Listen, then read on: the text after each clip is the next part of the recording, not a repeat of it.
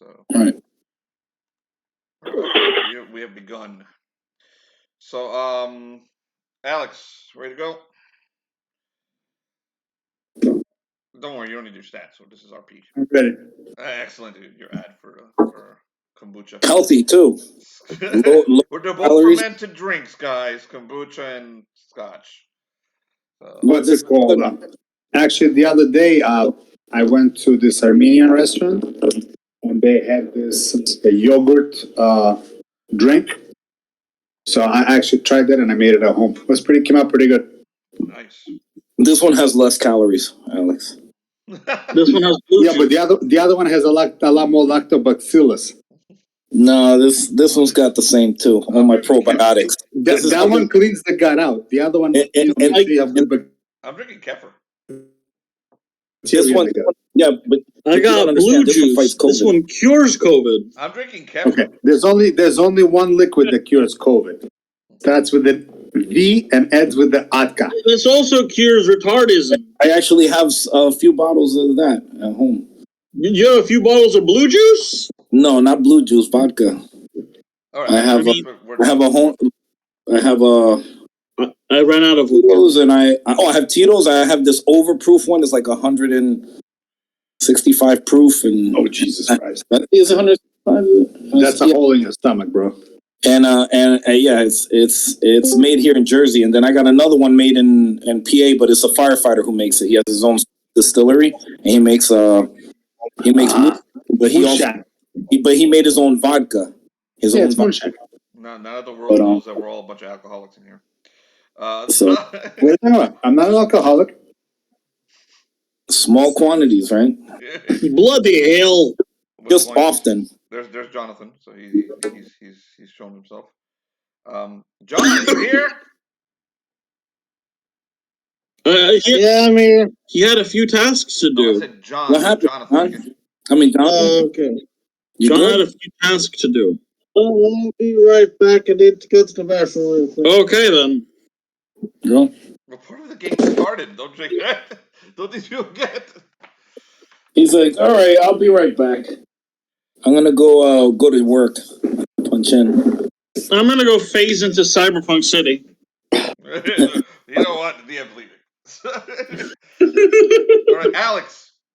Yes, sir. We're gonna start with you. Start with me. God Almighty, I haven't played this thing in like forever, and you want to start with me? Well, fuck yeah! You can blame him. So you wake up. It's cold. You're inside a bunch of branches. Basically, you wake up and there's branches from a tree all around you. They're stabbing you. You're like, okay, what the hell happened now? So you reach your hand up and you feel a bump on your head. Something hit you. And it may have knocked you out of the air, but you were saved by branches that are basically sticking out from the side of the mountain. You can feel the. Well, as long as none of them are up my ass, I'm okay. No, you're fine. They're not up your ass. But thanks for giving me the idea. Maybe next time. So you can feel the droplets of water from a huge waterfall. That's basically you're behind it. So you got branches of a tree, but the waterfall's right in front of you, and you can see the water basically spilling down in front of you. What do you do? Okay, well, Skaar kind of tries to look around, starts touching. The hell hit me, and how the hell did I end up here? Can I see through the waterfall? No, you're going to have to either fly or jump or start climbing. One of those things you gotta start doing. You cannot see through the waterfall. Okay, and how sturdy is the tree? Does it feel sturdy, or is it like pretty slim? Heavy. So okay, so it's a pretty thick branches. Yeah, some pretty thick branches. Okay, well, I guess I'll try to stand up and get my bearings, see where in the hell I am. Okay, you notice that the branches of the tree actually stretch out a good distance through the waterfall, so you can actually walk on it. Your wings, use them to step out there and see where you are. Okay, then I guess, I'm gonna get up slowly, check my equipment, check to make sure I'm not bleeding out of anywhere. You received no damage. You're fine. Okay. Then I'm gonna take a trip straight into the waterfall cautiously. Okay, so you cautiously walk or crawl. Depending on the if I can fit, then I walk. If I cannot, then I'll crawl. Okay, so you can do something like in between. You can crawl. Okay, I'm gonna basically kind of stoop down and kind of like keeping my way down, walk gingerly across the branches, trying to see where what's going on with the waterfall. Okay, so that's exactly what happens. You step out. You step out of the waterfall. You notice it's nighttime now at this time. So you've been out for a while, for a few hours at least, and you're looking over the entire scenery. Basically, the entire world is stretching out in front of you, and the mountain is above you. And you can see a bit. It's pitch black. It's nighttime. You can see light coming from a building a couple miles away from you, not in the mountain, away from you. There's the soft glow of firelight or torchlight. You can see that scattered among the countryside. There's also some like a cabin nearby, not too far away, maybe a couple miles away to your south, and on the mountain itself, to the north, directly above you, maybe a few 100 yards. There's also soft glow of light, and that light just for a moment you see a little flash coming from it as it grows, and that's not natural light. Something happened up there. A nuclear warhead. Okay, so I see a little house to the side, and the looks like mini explosions somewhere up on top. Yeah, above you. There's a house a few miles to the south of you. There's another one, a building, a few miles further along, a larger one. Do I still have my bearings in terms of where I left my party, or I do not remember? They were above, near where you see those flashes of lights. That might actually be exactly where you left their party. Okay, so that actually might be them. Okay. Well, I guess I will try to spread my wings and see if they're working. They work. Since I've been for a while, then if they are, then I'm gonna take flight and I'm gonna head towards that light. Okay, so you feel them snap awake, your wings, and you take off. You're soaked, wet, miserable. It's cold, and you head straight for that light. Okay. So basically, how I normally feel, all grumpy and shit. Exactly. So as you head for the light, you hear an explosion, like a gigantic, ridiculously huge explosion coming straight for where you saw those flashes of lights, and you see like basically half the mountain explode outward, and boulders and avalanches pass you. But you're in the air, so none of this stuff hits you. But you see everything basically collapsing around you as you're flying up. So I probably feel, do I feel some sort of a shockwave from this explosion? You feel the shockwave. Go ahead. Thank you for saying that word. Rolling in the stamina saving throw.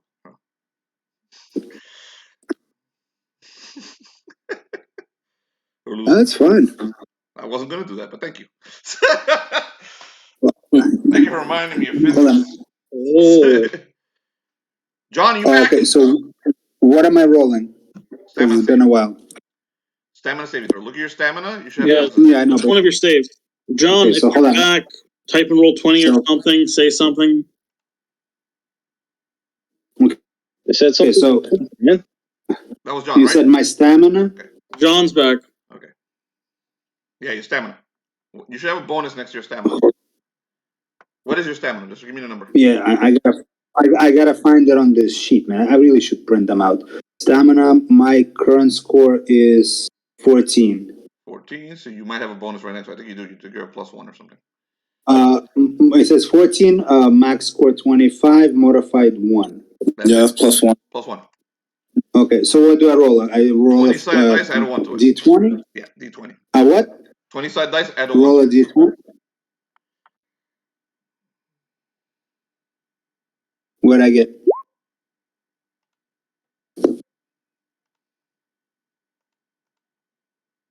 He rolled a 9. 9 plus 1 though is 10. 10? Okay, so that's actually exactly what you need to roll. A 9 would have had you fallen. So you rolled a 10. You do feel yourself start to lose control as the shockwave and a few of the rocks coming off and some of the debris coming off the mountain pushes you away from it. And but you're able to catch yourself and make the decision of whether to go down or head up to where you think your party is. What do you do, Alex? What is going on up there? Ugh, what are they up to? I keep on flying up. Okay, so you head up towards the explosion. All right, we're gonna leave But you right actually, there, Alex. at this point, I'm actually, if possible, I'm gonna try to go to a higher altitude a little bit. Okay, so you want just to rise in case, above. so nothing. So you want to exactly, so I can also get a better view of what's below me. Okay, so you want to rise above it. Okay. Do you want me to roll another one, or no? You're fine. It's okay. You're fine. We're gonna leave you. Just remember that what you said that you want to rise above the battle. What's going on over there? Right. Okay. The rest of the group of the Forgotten, I'm not going to jump to you yet because John is back. So I'm going to take us over to John, and then we'll catch you guys up to what Alex just saw, and then we'll bring him to you. So John, are you there? Yep. What's up, John? Nice. Good, John.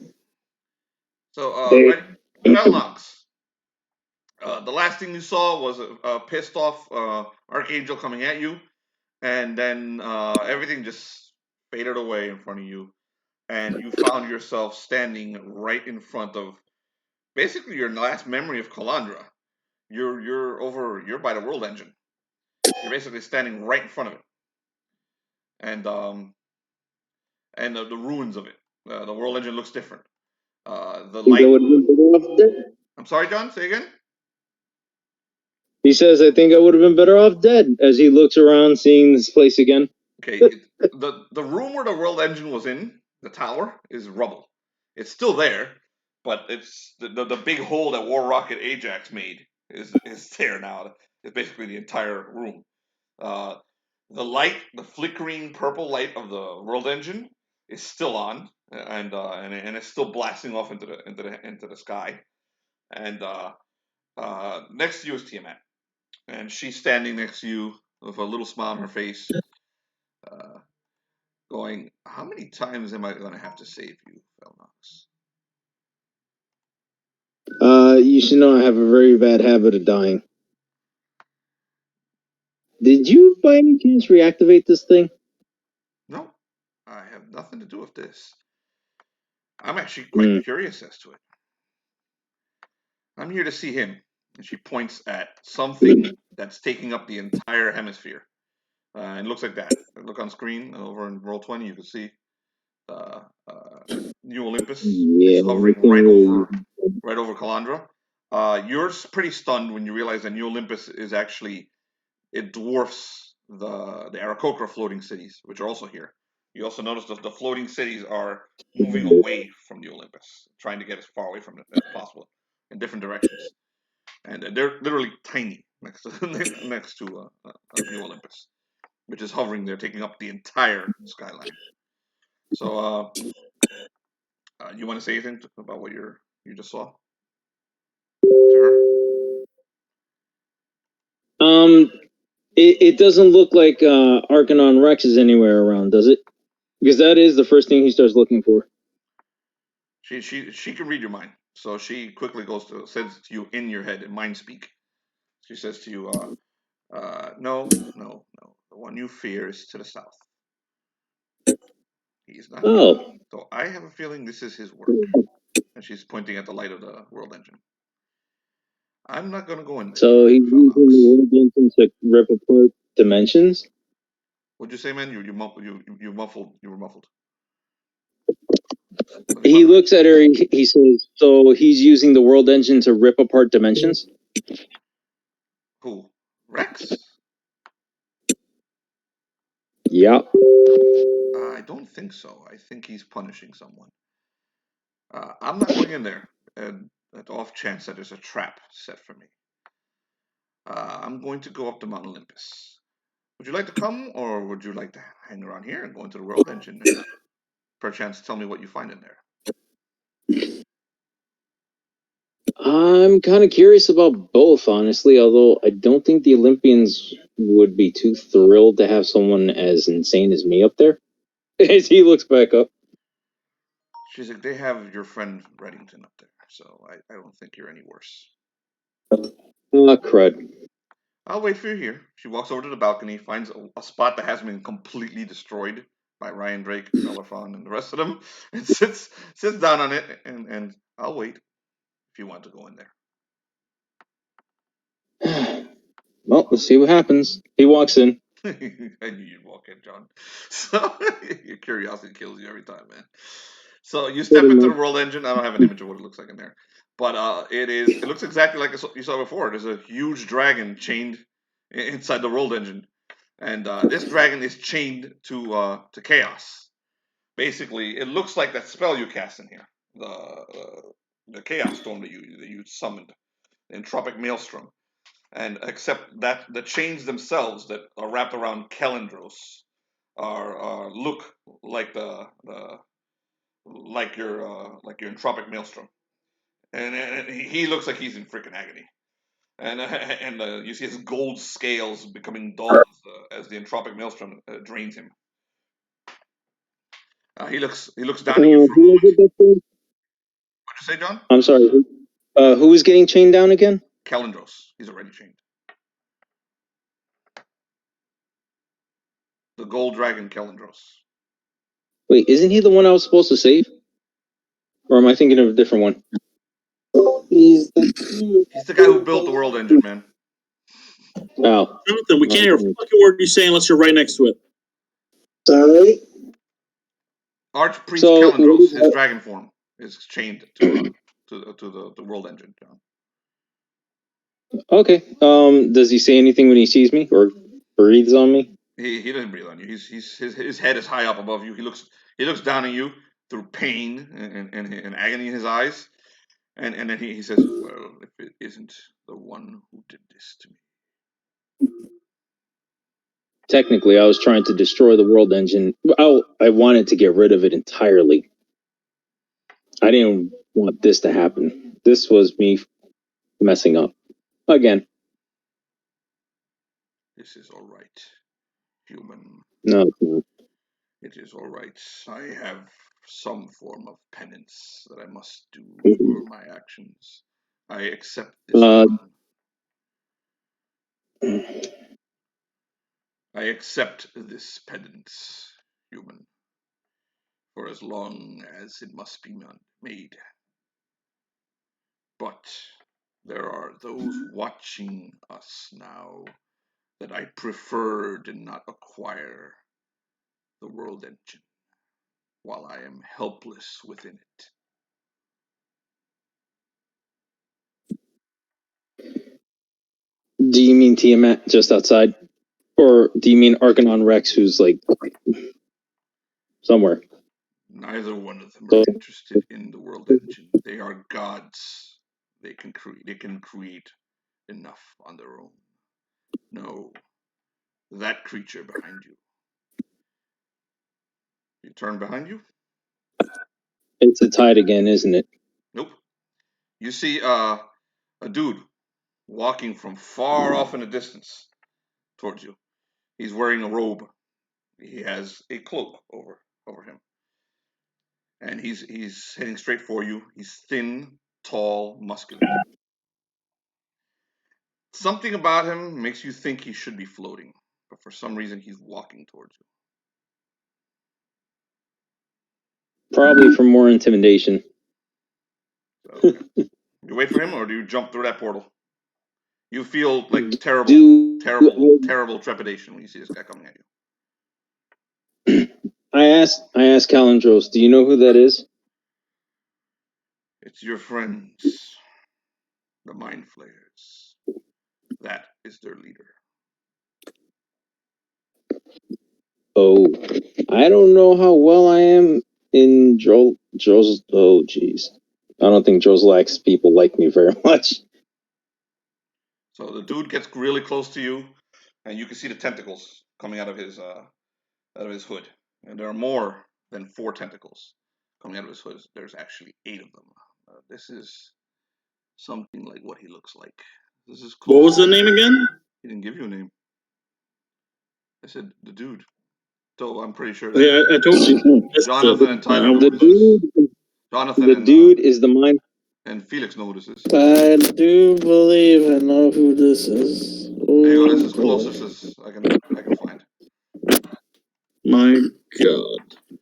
So he pulls his hood back, and he looks right at you, and he looks like he's looking at an insect, even though he's actually probably shorter than you, because you're a big dude.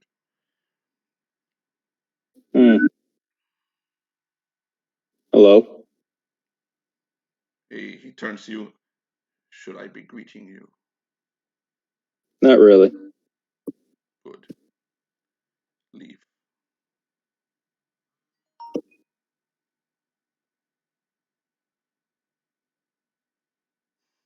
Do you mind if I ask why you're here? No.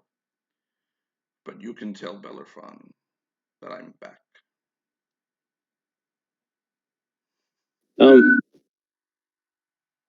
I'm sorry, I don't know your name. Is it gonna liquefy my brain out my ears or something if I hear it? He walks past you. Just tell him what you saw. Yep. Just tell him what you saw.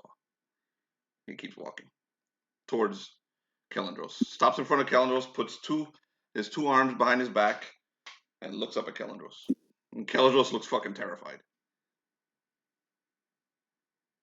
Why do I always end up in these situations? You can leave now, John, or you can stay there. It's up to you. suggestion. Is he casting? Nope. He's just standing there looking at the dragon. Does he look... I know Kalandrah is terrified. Okay, whose mic is going insane? John, what'd you say? Sorry. Muted, Jonathan. John, what'd you say, man? Okay. So what else do I notice about the situation? You can roll an intelligence check if you want, or perception check. That would be personality.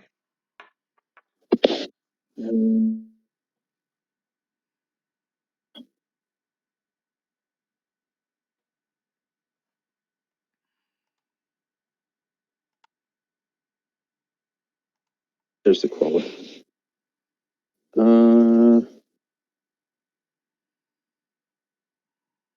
I have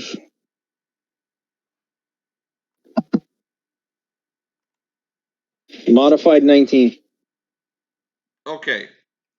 You have read your history books, so you know something of Bellerfon's history from 200 years ago.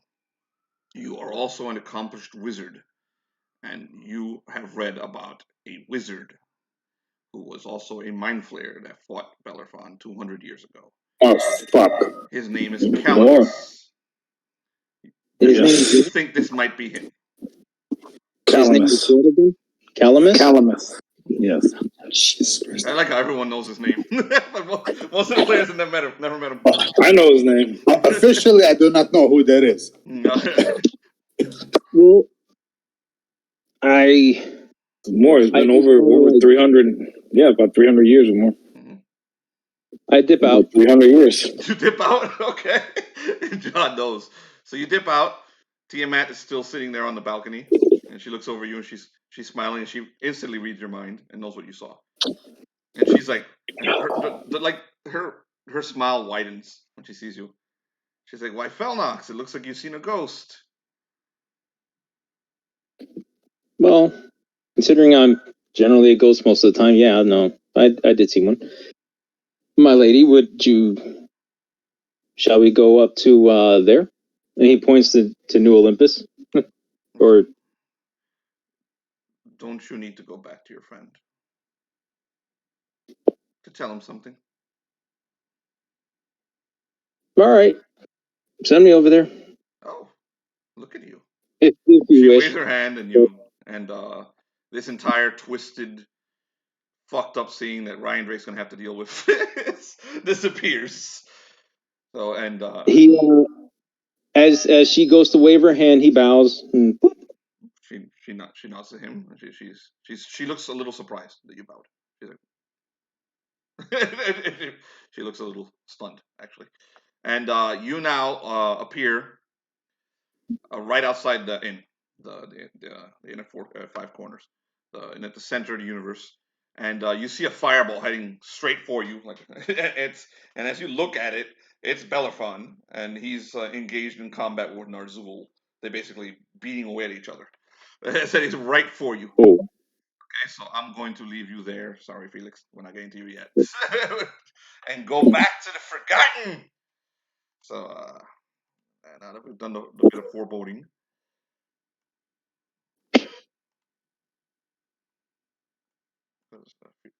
the Forgotten are still partying, eating at the table.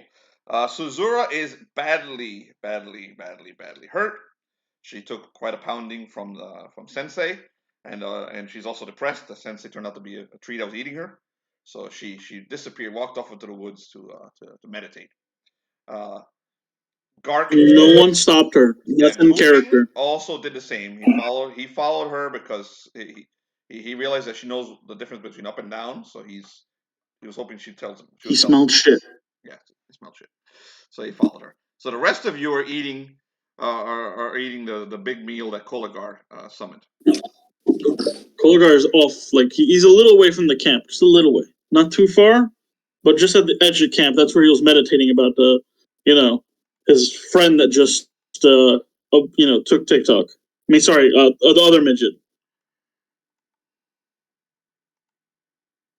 TikTok. the other small person. There are other small people. I have no idea what you're talking about. Koligar, he went off a little distance to meditate on what happened to Bloodstone, and he saw Bloodstone taking kidnapping No, he was collecting the Scruffy. That's all. He was collecting the Scruffy. Yes. He was doing what he needed to do. He was doing a good thing. All right, so that's what you're doing. What are you doing, Krill? Krill is wait. I have to inform out. John of what's going on. Humanite, John. Yep. The Ultra-Humanite awakens inside the branches of a grayed, husked-out tree. Okay?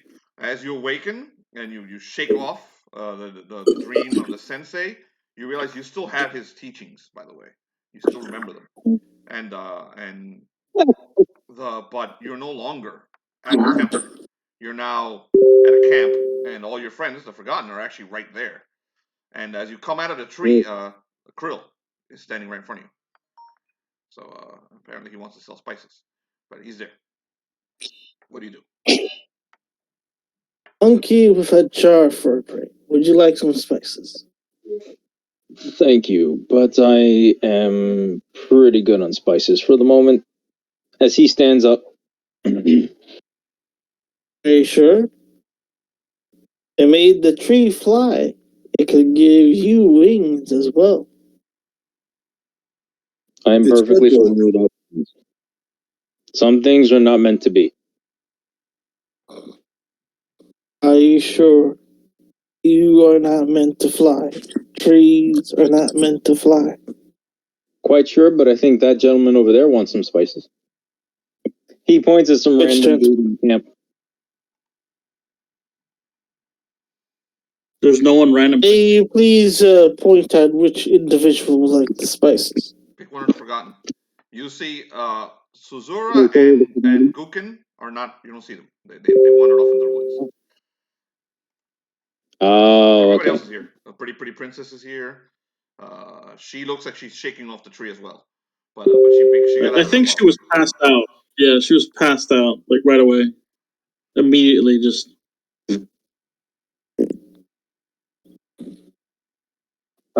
So he basically says, no, I'm definitely good on spices.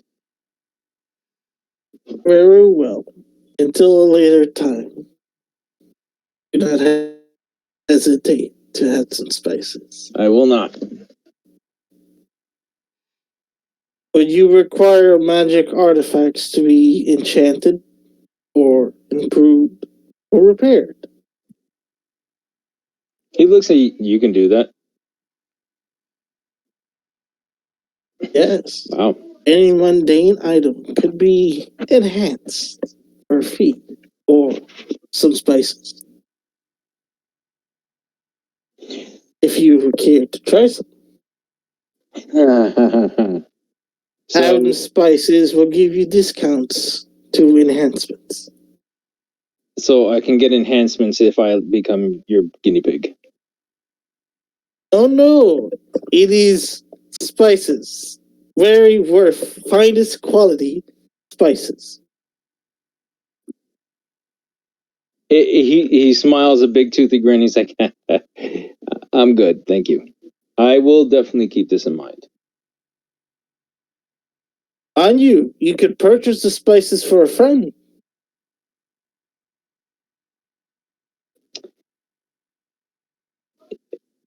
That's not that bad of an idea. But currently, I will have to hold off. Could also be a fine gift. Fine quality spices. I understand, but I'll come to you when I have some more cash on hand. How about that? Very well. Irek comes running out of the darkness and gives you a big hug. He's like, monkey, I thought you'd abandon me. I'm so sorry. I thought you'd abandon me. He hugged you. You're crazy. I hug him. He hugs him back, and he tells him never. But I didn't want you staying around for that because I didn't want you getting caught in the explosion. He's like, you're still crazy. He gives you a big old hug. Continues to hug you. So he pats him some more, and then he starts walking with him on his arm. Irek happily gets on your shoulder and starts to swing his little legs. You walk back to the group? Yeah, he's gonna go with everybody else. Okay. Koligar, pretty princess. What's she up to? Well, she went to pass out, so everyone thought, but she pretended to sleep. So what she actually is doing right now is she's sneaking up to Brian's character, but he's not there, so can't pull out his beard hairs. Groff wandered off into the ether to meditate again. Like to whack off privately. So, noticing that she couldn't steal his beard hairs, she noticed Irek, and she runs over to Irek. Well, no, she sneaks over to Irek. Actually, she goes behind the Ultra-Humanite, tries to sneak over there to take the beard hair. He's watching her the whole time, and he goes and he looks at her. You want to play? I want your beard hair. I don't have beard hair. I'm a kid, just like you. No, you do. Now, you know what? I can show you a magic trick I was taught, how to get beard hairs from people that don't have beard hairs. Do you want to see? Show me. He jumps off and he stands next to you, looking around. Whose beard hair are we stealing? So, I'll show you first with this big monkey. It's easy because he's got a lot of hair. Let me show you. She does the move with the monkey, but literally doesn't like goes right for his face and takes as much hair as she can with the two chopsticks. Are you gonna resist this at all, John, or are you gonna let it happen? It doesn't matter with whether you resist. It's a plus 30. Fuck you. You don't have to roll if he doesn't resist. You can try. You can hope. You can believe. That's all that matters. Hope. A little glimmer that I might roll a 1. John, do you resist or not? No, he doesn't. Okay, as pretty princess leaps up, uses her chopsticks to grab the beard hair from the Ultra-Humanite's chin, and pulls it off. You hear the words "Kazumi Ninja" as she pulls it off and lands on the ground. Oh my goodness! See, super easy. Especially with him, he's got a lot of hairs. But if I were to show you, I'd have to do a whole entire 8-hour montage with you. It'd be really intense. Though we'd get to eat a lot of food. Irek is like an 8-hour montage. What's that? Oh, let me show you. Pretty princess is completely entranced and trying to show him exactly what the master showed. Okay. So she completely in the camp while you're doing this, or do you like take him away somewhere else? away from. Nope, in the camp, and she messes with everyone. Like she'll go over to like. So a montage begins. Like while they're training, she'll go over to Nero. So yeah, she goes over to Nero's like, begins. You see him? Before you get, so you're heading to Nero first, right? Okay. Yep, Nero's the first one. Nero, they haven't gone yet. What have you been doing? I am. So what are we close by again? You're basically camped near the waterfall since last game, and Koligar you guys broke camp, and then Koligar created a banquet table of magic filled with food, filled with donkey meat. All right, donkey meat, hamburgers. Yeah, he cleaned his equipment, sharpened his blades, and prepped all his gear and rest. Straight up rest. You didn't take any walks or anything. You just rested. He just rested. Okay, so that's what you're doing. So you see, pretty the two kids, the very large African American kid, and African Moonwind kid, and Irek, and running towards you. They're actually playing like kids. Are supposed to be playing on the side of the mountain. So you kind of appreciate you like the sound of children playing. You haven't heard that in thousands of years. And as you're looking at this and actually appreciating it, even though it's kind of weird that one of them is 7.5 feet tall, and muscles, someone did tell you that that's somehow a cursed child. When you see a flicker of light around your wrists, basically like a white light, almost like a fairy fire, start to appear around one wrist, and you see the flicker around another wrist, and you start to flicker like right in front of your face. Basically down by your neck area, the same little flicker.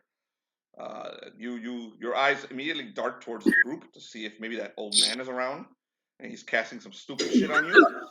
But he isn't. And as you feel your body being lifted from the ground and yanked away from the mountain and flown out about 100 feet out from the mountainside, and then you see the flicker again directly in front of you, and you see it start to form into a person. And you see the form of Mortalica right in front of you.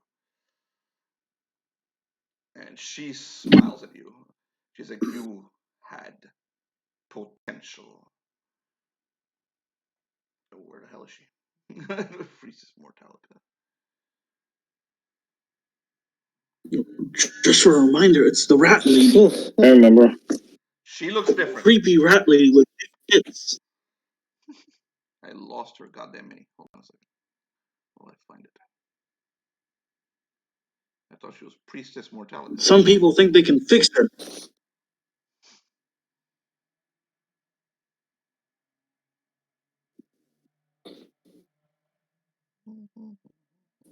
There she is. High Priestess Mortalica. She's under H. Okay, she doesn't quite look like this right now because she was buried under tons and tons of rubble by Felnox. So she is bruised. Okay, she looks like one of her eyes is gone, and there's blood gushing, an old crusted blood there. The rats are still in her hair, but there's a lot more of them now. And she's hunched over, and she looks like she's in pain, but some magic, some black magic, is keeping her together. And she's looking at you. You had such potential. And she's a good 20 yards, not 20 feet away from you, so you can't reach her with your blade unless you throw it. And yeah. And then she does this with her hands, and those things that are holding your arm start to squeeze you. And meanwhile, behind her, ahead of you, the entire mountain explodes. The whole side of the mountain blows up right next to the camp. Okay? You see massive boulders and a giant avalanche falling away from the camp. And a tank, that's the only thing I can describe it, a big yellow tank comes out of the mountain itself with cannons, bristling with cannons and a big drill. And you hear coming a voice, an amplified voice coming from inside the tank. Tick-tock! King of the humans! We have come for you! And the Skaven start running out from the trees surrounding the group. And you can see that there's Skaven inside the tank, and they're piloting the tank. Surrender, tick-tock, to us. Oh, we will kill you all. What the hell? So he's like, tick-tock. And he's looking at her. He's like, TikTok's dead. Koligar wanders over to Nero and he grabs his shoulder. He's like, "This is a dream, Nero. You can start flying if you want to. This is clearly a dream. I didn't know I could sleep, but I can. No. And you're in my dream too." We're in air though, right? In the air. Yeah, maybe we can fly in the air if we're in the thing. No, Tyler, you're caught up in an explosion. So Nero is Nero. Mortalica turns to you, and she when you say that, her mouth twitches with fury, and she's like, "He's not dead. But he will be soon." And she waves one hand. He is dead. The little fairy lights are on your hands, and your throat disappear, and you fall. And you find yourself falling hundreds of feet down, away from the tower. And as you're falling, you find your body coming closer and closer and closer to the side of the mountain. Okay? And you see something jutting out from the side. Like a thin, like maybe a stick in the darkness or something else. But something you might be able to catch onto. So go ahead. You may roll a dexterity check to try and grab that branch or whatever that is.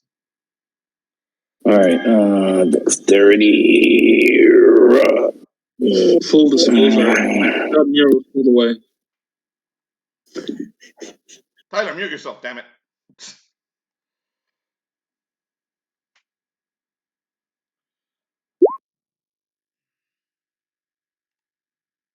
No. Okay. 7. You fail. But you see it as you fall by it. And for a moment, you see the glitter from the firelight from the explosion of a sword sticking out of the mountain itself. Okay? A cursed sword. A sword that looks exactly like Stormbringer. Except whatever colors the Stormbringer had, they're in reverse. Where Stormbringer is black, this thing is white. Where Stormbringer is red, this thing is blue. So it's just jutting out as you fall. So as you continue to fall, you see a large creature flying up at you with leather wings, and you recognize Skaar, the gargoyle. Alex, are you there? Yes, sir. So you're Nero's only hope.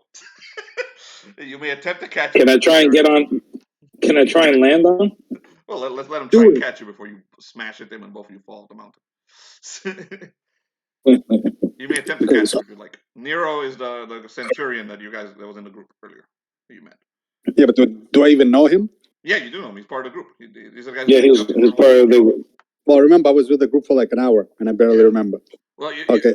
This is the one guy that's dressed really pretty, but he also was wearing Roman centurion armor. One of the first ones you saw. When you were.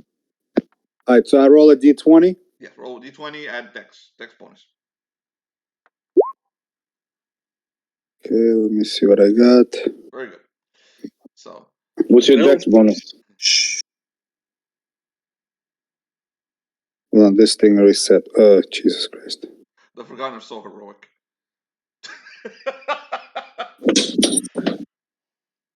This is right in line with the Forgotten, mind you.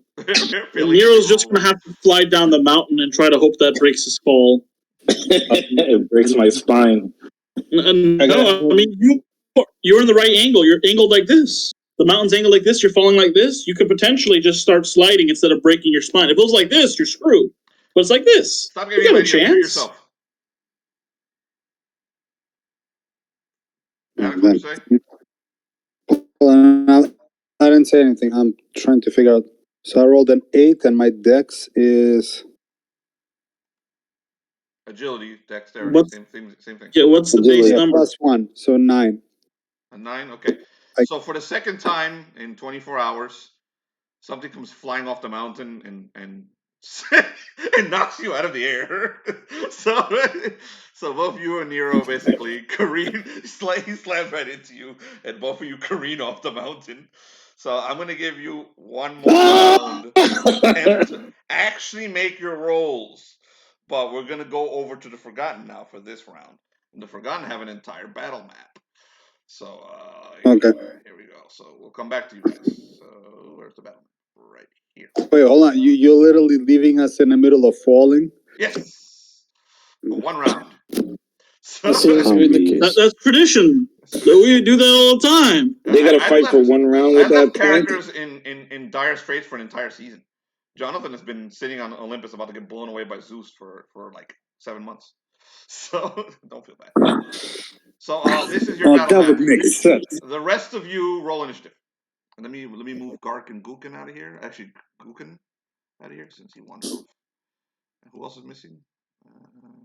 Nope, everybody else here is here. You guys are fucked. Because the other two who might have taken some hits are out of the fight for the first round. So roll initiative against the Skaven horde. So that thing has cannons and everything? Oh yeah. You guys are fucked. So I think it's time to finish the drink. Here we go. Good luck, guys. I wish I had a drink right about now. That'd be great. It was very good. knowing you. Thank you. I can dream about what it could have been like. So it's pretty much the apex predators, Koligar, and pretty princess. Let me go grab her. I wasn't sure she was going to be here, but she is. So pretty princess is with Irek. I gotta have some kind of mini for Irek finally. So Indeed. a little ways off. Little blonde boy. Let's have a little boy. I'm back.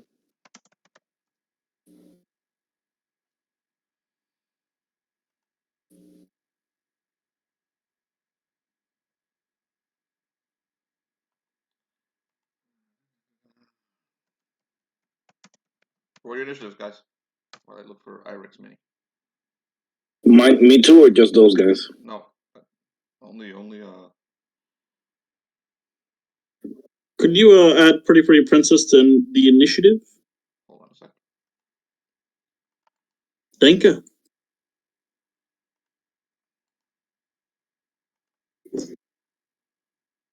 Let me go add Irek.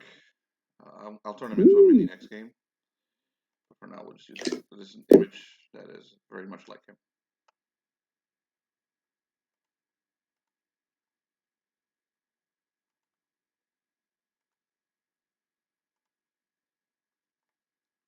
Roll your initiatives, guys.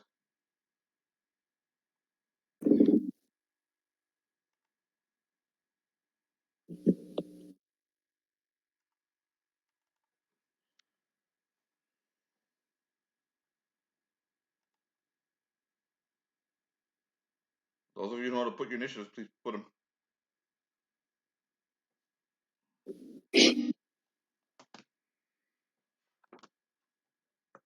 Oh, I was muted. John, asshole, you.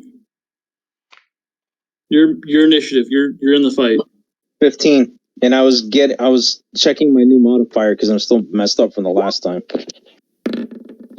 God damn, Pretty Princess gets to fucking go before everybody.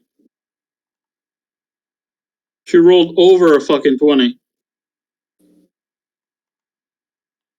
Okay, so we have. It's just Jonathan that hasn't put in his modifiers. Jonathan, I need Gark and Krill. Both of them are in the fight. What are you talking Wait, about? no, John. Wait. You have you also have to worry about a Gark, or was it Gookin? Gark, which one was you? Gark or Gookin? Your monkey. Give me a sec to do that. Jonathan's asleep, as usual. You forgot he was a monkey. I will have to remind him. Bring him back to his roots. Actually, no, I need to prepare a spell. Sorry, I can't find monkey juice.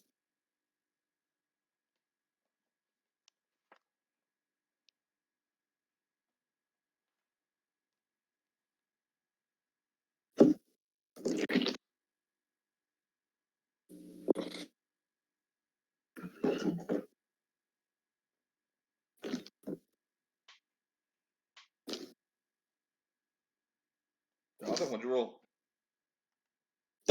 14 for Gark, 13 for Krill. Alrighty. So I'm rolling for the Doom machine. Skaven death machine. A land ship. Okay, 11, boom. The Irek picture definitely does look like a little asshole. You realize what that is? No. He looks kind of sad. Baron Trump or shit. So. Oh, yeah. That's perfect. It's amazing.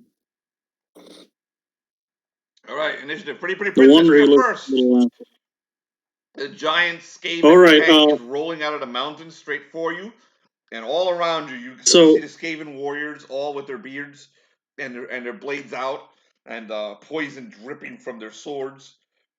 You see a white light coming from the in the distance, heading straight for you guys, and basically from this direction.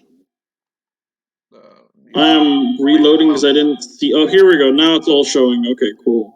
Okay, over here. It wasn't showing. Big white light coming from this direction, heading straight for you guys. Pretty fast. It'll be here this round. The giant ship has cannons all over the place, and they're basically all being turned in your direction. And you hear the Skaven. Give us TikTok.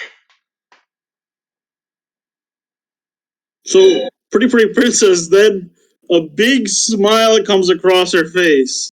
And then she looks at Irek. Look, we get to try our new abilities right away. I'll get to show you. Come on, follow me. I'll show you how to do it. Also, I'll use my magic staff. It works on beard hair. She runs, so she spends I don't think I'm gonna be able to make it there in one turn. She's going straight for the tank. Wait, let me see. Oh, there's already someone right there. Okay. So I was gonna have her go straight to the tank, but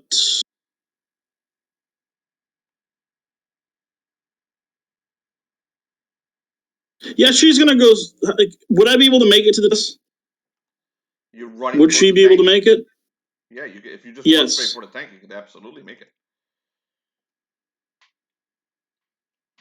So she's gonna run for the tank and jump in to collect beard hairs. Okay, so she runs straight for the tank, and she's going to attempt to find a hole in the tank large enough for her to jump into the tank. All right, so you do that. Well, so go ahead as you run up to the tank. You notice that some of the machine guns turn straight for you as you start looking around for a hole to duck into. Go ahead, man. Use some kind of what rogue abilities you got that you can use to do something like this. Like climb. I can climb. Go ahead, roll. Scale shear wall. Scale shear surfaces. I don't need a little hole. I can climb the whole fucking thing. You don't need that. Use some kind of perception. Look for like traps. Use that thing. Hold on. Let me look at the rogue real quickly. This I don't. I have disable trap. Climb shear surfaces is something I have really high. I don't have any sort of like other acrobatic. Disable trap roll and Oh, disable trap? Yeah, I can do that. Disable trap to find an entrance into that thing. Oh damn! I only rolled a 10. That's all you rolled? Okay, so this round. Yeah, only a 10. This round you couldn't find it, but you're basically crawling over the tank trying to find a hole in it, while the guns are trying to aim at you, and you can hear the Skaven and they're going, "What the hell? What the hell is a child doing on us? Get it off!" So that's Irek starts to hover directly above the tank, and and he asks you, "What are you trying to do?" See, my magic staff doesn't let me fly like you must have a magic staff too, but my magic staff doesn't let me fly. I gotta try to climb up there. My hands won't let me climb on this. Thought I could. He's like, hold on. He flies over to you, grabs you, and lifts you up to the top of the tank and puts you on top. Okay, so we can get in through here. And he points at a hole on top. Okay, and it's a very large hole. So next round you'll be able to get in there. With Irek. Koligar, you're up. All right, Koligar. He takes a few steps over here, and he casts word of command. On? Everything in front of him in this direction. Everything to the left of him. Okay, go ahead, roll. Give me the page number. It is page number. Let me see. Page number 268. 268. And the roll is.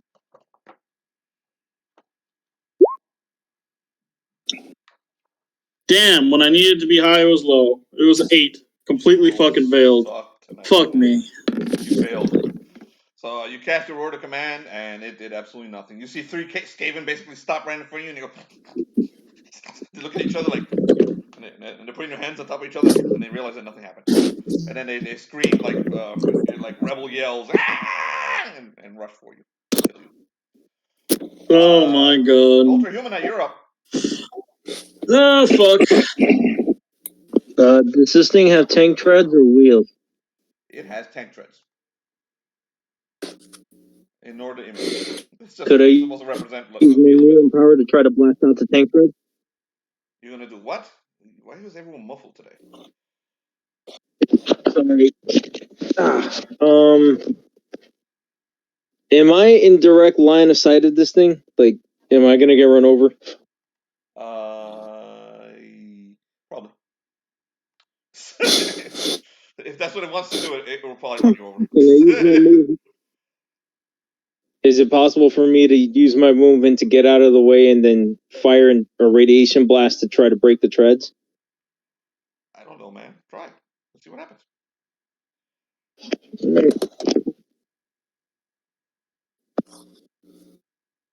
Um. So you're doing a radiation blast, that means I gotta go get mutant crawl. So I'll move it forward.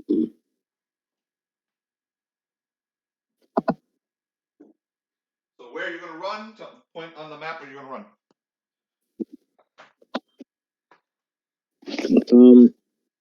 I don't exactly have access to Roll20 at the moment. Okay. The tank is directly ahead of you. Krill's to your left. Gark is also to your left. To your right are 3 Skaven coming out of the woods. Directly behind you is a cliff face. I'll move over to the left and I'll try to shoot the tank treads.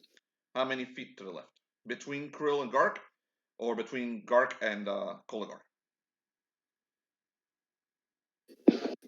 Between Krill and Gark. Okay, that's the best I can do right there. Okay, you're right in front of it now. Wow. I got a 9 altogether. Page 58. I like how none of you are taking this seriously. I'm gonna kill you all.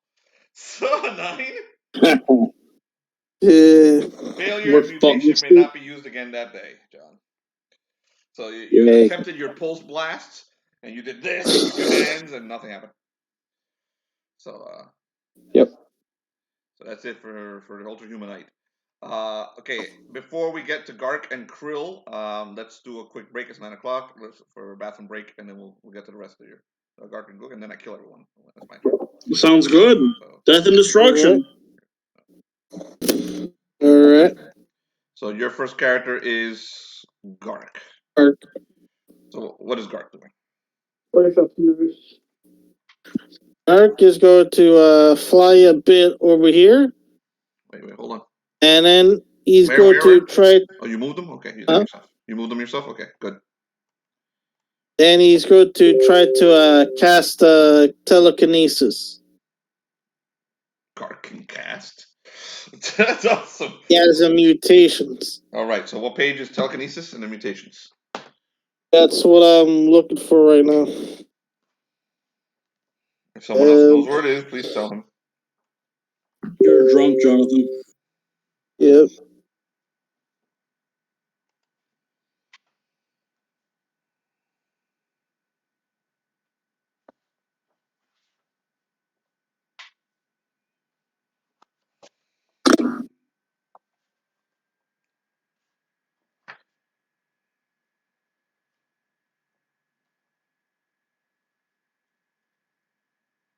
I found it, Jonathan. You're drunk. 81. Crawl Classics. Write that down. Write it down next to your character sheet, next to the ability. You should always do this. Alright. Go down. Roll. Write it down. Roll, damn you. Fucking roll. Throw the dice down. And it does not. What'd you roll? Roll the dice so we can Nice. do. So, you may not use that mutation again today. So, Gark completely wastes his round while he's flying. Why 71 mutation shit? So, Gark flies up to the machine, closer to the machine, so he's right in the way of its machine guns. He does this, and nothing happens. So, that's it for Gark. Krill, you're up. Alright. Is it possible for Krill to get close to this thing? Yeah, you can run right up to it. You're a fucking velociraptor. To the point where I can touch it? Yes, you absolutely can. Oh shit. Let's see if he actually fucking uses that rolls a decent roll. So everyone's been rolling ass. I don't need to roll perfectly for this one. I remember what it is. What did you do? What are you doing? Krill runs right up to the freaking sleep. tank. And not only the What do you cast? I cast sleep. Sleep on the tank? Yes, but it's what's it called? Manifestation. That anything that I touch with the claws that's metal corrodes. Yep, Nice. he used to defeat those damn robots. Roll sleep. As well as to sink like half a ship. Okay, go ahead. First roll to sleep. And then tell me what page your corrosion power is. It's a manifestation. I know, but which page? The mercurial. He probably doesn't have that. I'm looking for it. That manifestation is mercurial magic. He's supposed to Yeah, mercurial. Which number is it, Jonathan? Hold on, I'm trying to get to the sleep spell. Okay. You lost sleep? Oh, yeah, I'm heading towards the section of where sleep is. Okay. A sec. And I've accidentally skipped it. Okay, there. Page, it's manifestation 21. Found it. Page 112. Roll sleep. 112 for the manifestation. Okay, roll to sleep. First, we'll handle your corrosion touch in a second. I already read it. What'd you roll, man? 15? Yeah. So which target are you casting sleep on? The tank? The crew in the tank. Okay. Roll manifestation. 1d4. 1d.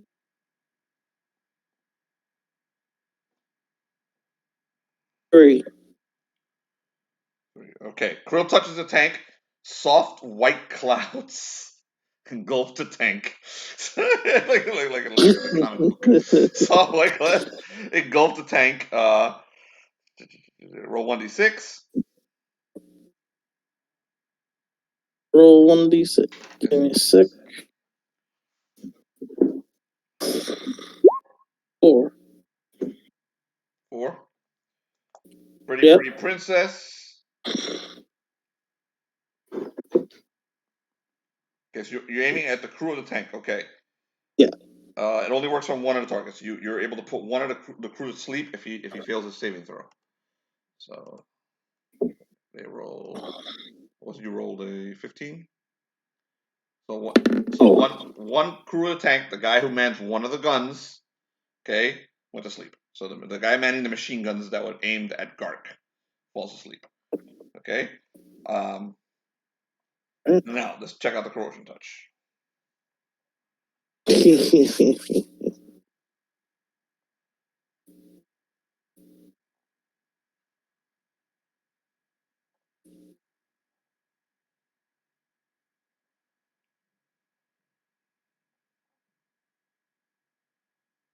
You corrode a door handle on one of the doors. So the front, corroded what did you touch? 89,000 with it. Yeah, I know you corroded 8209. 89,000. Yeah. Drunk. So you touch the front of the tank, and the entire front of the tank corrodes. You hear the engines go. You hear, what the hell is going on? Who did this? Go outside and find out. So the tank is no longer able to move forward, but the guns still work. So well done. Okay, so that's what you did. You corroded and you put one of the Skaven, and you put one of the Skaven to sleep inside it. And there are actually 4 Skaven inside, so 3 of them are still up. All right, so one of those 4 Skaven comes out of the hatch, a hatch right in front of Pretty Princess and Irek, and looks over at Pretty Princess and goes, "Die, little girl!" And he runs over to you and slashes at you with a blade, with a nasty looking blade. What's your armor class? Armor class for Pretty Princess, I believe it is 14. He hits with his blade, slashes across. Oh no, I'm sorry, dude. No, forget that. It's a 10 roll. Hold on. I was rolling for the rat devil. No, it's a +2. 12, he misses. So he slashes at you, and you're able to dodge back away from you. Your armor class is higher than 12, right? Oh yeah, it's a 14. Hold still, little one. And he's trying. Are you TikTok? You're too pretty to be TikTok. No, I don't know. TikTok disappeared. Didn't you know, crazy rat man? All right, Gark, Ultra-Humanite, Koligar. The 3 of you roll luck checks. Oh well, don't worry. Koligar has high luck, so. Well, actually, he has no negative as of the moment, so.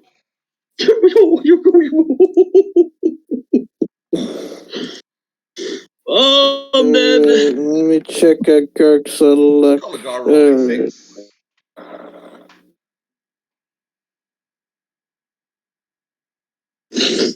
I'm dead. Gark rolled a 20.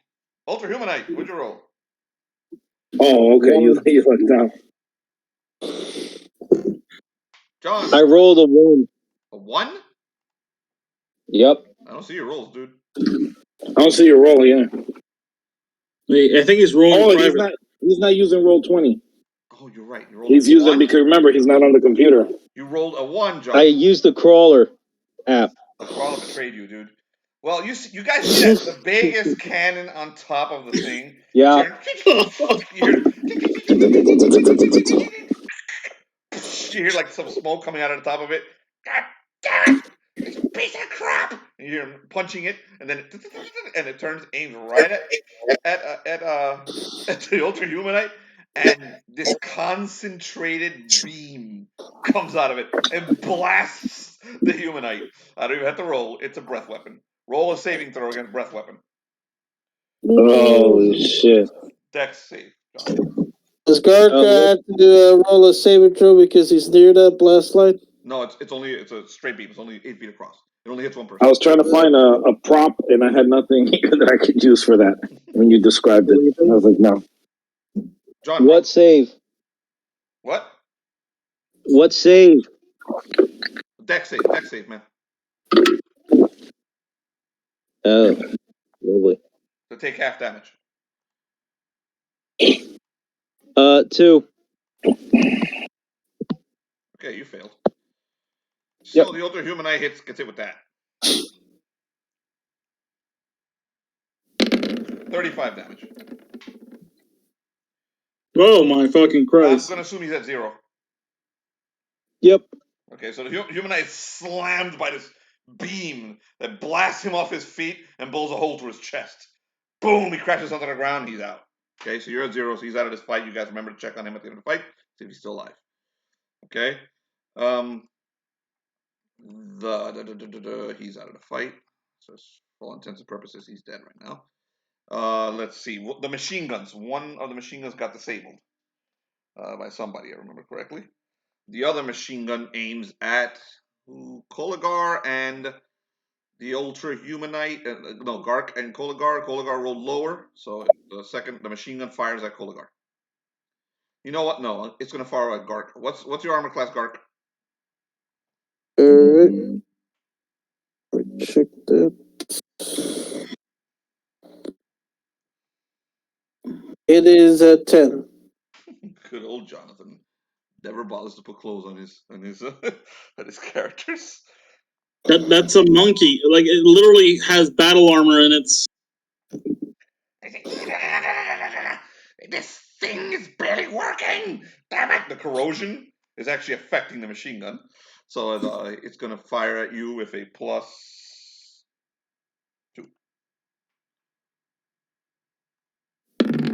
And you are lucky.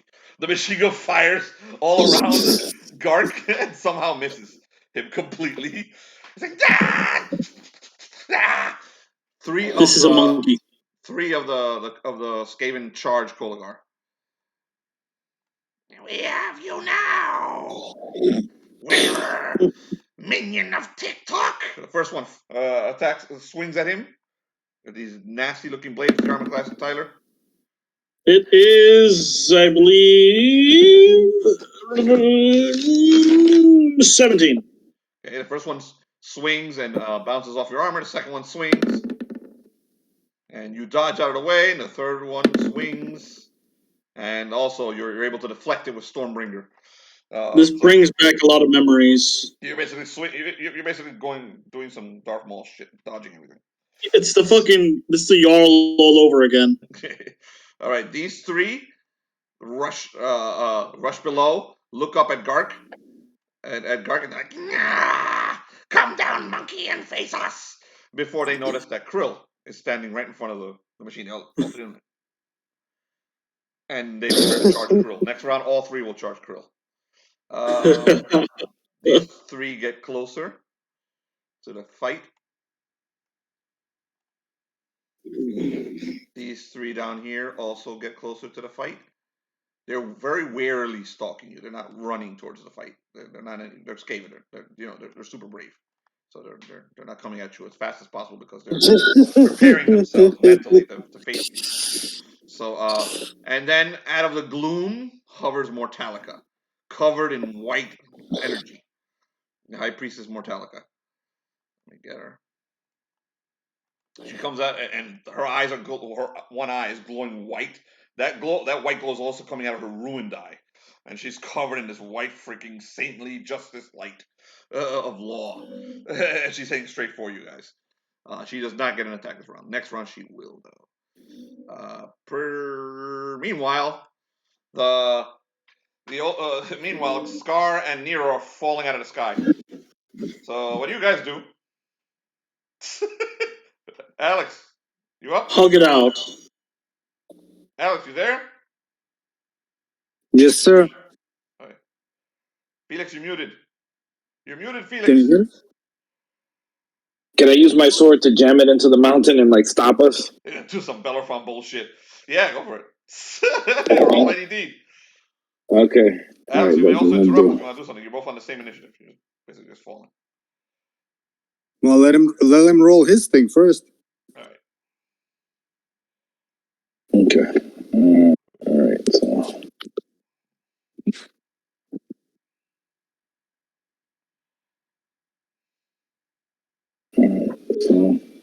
All right. That's all. Yeah, that's what I'm just gonna have to do then.